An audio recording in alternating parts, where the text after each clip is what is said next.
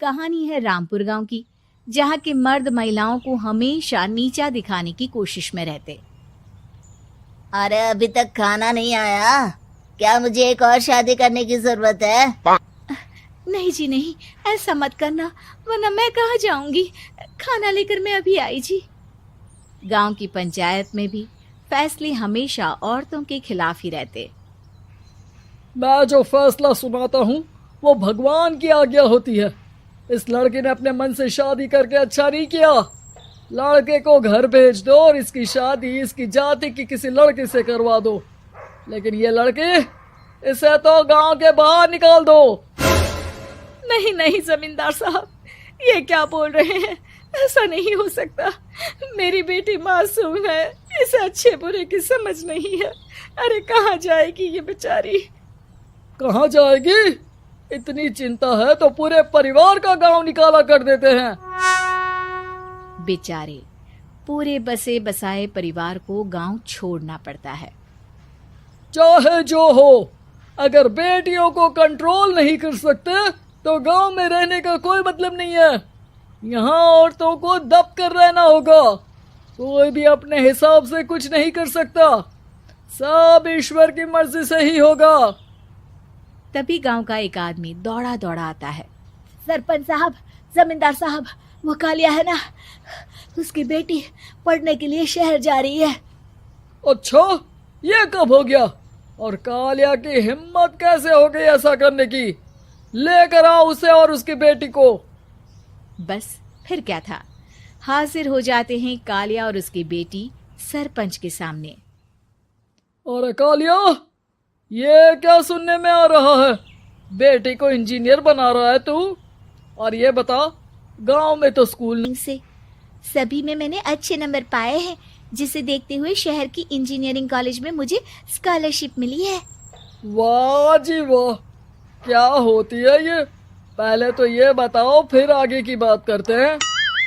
पूरा गांव राधा की बात सुन रहा था और राधा बोलती जा रही थी। तो ऐसे मैं फ्री में एक अच्छी शिक्षा लेकर गांव में जो कुछ परेशानियां हैं, जैसे बिजली, पानी और इंटरनेट जैसी समस्याओं के लिए काम करूंगी। मैं गांव को शहर से जोड़ने के लिए पुल का निर्माण करवाने का प्रस्ताव रखूंगी। मुझे पूरी उम्मीद है कि जल्द ही हमारा गांव भी तरक्की की राह पर चल पड़ेगा। राधा की बात सुनकर सारे गांव वाले ताली बजाने लगते हैं। सरपंच को समझ नहीं आता कि वो क्या करे। चुप रह नादान लड़की, गांव के खिलाफ जाने के लिए तुझे गांव से बेदखल कर दिया जाएगा, वो भी पूरे परिवार के साथ। और हाँ, अगर ठीक से गांव में रहना चाहती है तो ये पढ़ाई लिखाई छोड़ दे। हम तेरे लिए गांव का कोई होनहार लड़का देखेंगे। तभी गांव का एक आदमी बोल पड़ता है। अरे नहीं नहीं सरपंच जी, राधा बिटिया जो बता रही है, अगर वैसा हो जाए तो हम लोगों को पैसा कमाने के लिए बाहर नहीं जाना पड़ेगा। हाँ जी, और ना ही कोसों दूर पानी के लिए भटकना पड़ेगा। हमारे बच्चे भी अच्छी पढ़ाई कर सकेंगे और आगे बढ़ेंगे, ना कि हमारी तरह खेती करते बैठेंगे। क्यों गांव वालों, राधा बिटिया का साथ देना चाहिए ना। सरपंच देखता है कि गांव राधा के साथ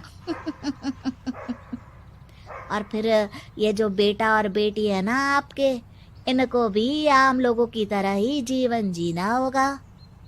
हाँ, लेकिन करे तो क्या करे?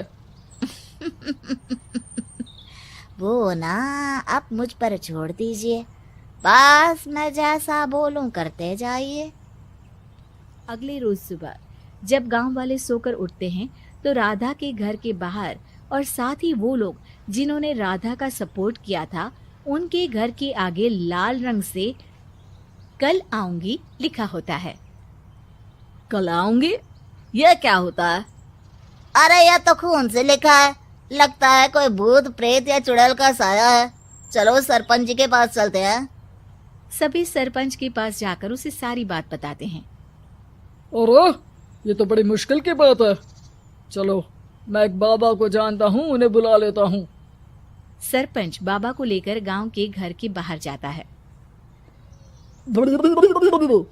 ओहो, तो ये वो चुड़ैल है जो उन लोगों को निशाना बनाते हैं जो गांव को बदलने का सपना देखते हैं। वो गांव को ऐसे ही संपन्न देखना चाहती है। वो नहीं चाहती कि कोई बाहरी यहाँ का कायाकल्प करे। क्या तुम लोगों में से किसी ने गांव को बदलने की सोच रखी है? तभी राधा की माँ रोते रोते आती है। मेरी राधा घर से गायब हो गई है। अरे कोई तो बचाओ, मेरी बच्ची कहाँ गई?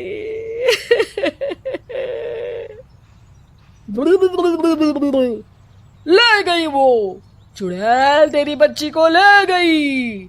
अब वो उसे श्रापित करके छोड़ेगी। उस पर चुड़ैल का साया हो जाएगा।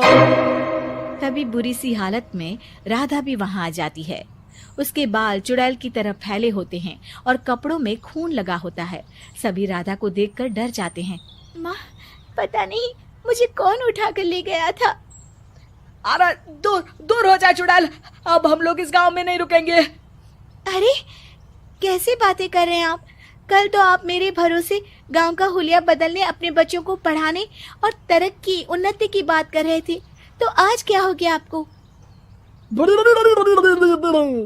ये फिर तुम लोगों को बहकाएगी। ये चुड़ैल गांव में आ चुकी है। ऐसे ही ये तुम्हारे घर के बच्चों को भी ले जाएगी। गांव वाले राधा को गांव से बाहर निकाल देते हैं। उसके माँ बाप रोते रहते हैं, लेकिन गांव वाले नहीं मानते। मैं भी अपनी बहन के साथ गांव के बाहर रहूंगा, लेकिन वो पढ़ाई नहीं छोड़ेगी। वहीं सरपंच के घर पर सलाहकार कहता है, देखा, सांप भी मर गया और लाठी भी नहीं टूटी। लेकिन अगले ही दिन सरपंच के घर के बाहर भी वही शब्द लिखे होते हैं। और फिर सरपंच की बीवी कहती है, हमारी बेटी को किसी ने अगवा कर लिया है। तभी राधा का भाई वहां आ जाता है। अरे गांव वालों, मैंने सरपंच जी की बेटी को देखा था। वो चुड़ैल उसे उठाकर ले जा रही थी।